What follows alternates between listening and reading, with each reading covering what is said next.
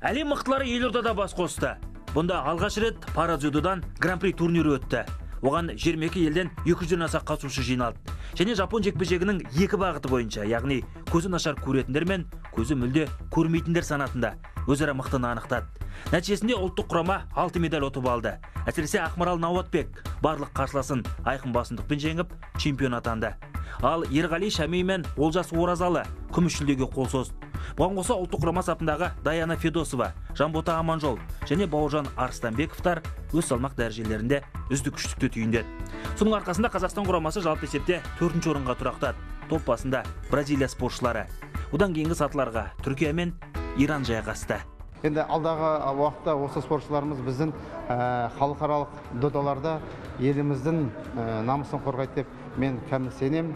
Және де өздеріңіз білесіз, бізде пара дзюдодан үлкен жетістіктеріміз бар. Токио олимпиададан кейін қанша үш спортшымыз біздің ақтық сынға шығып, күміс медальға ие болған еді. Енді ол спортшыларымыз бұл жарысқа қатыспайды, келесі жарыстарға қатысады.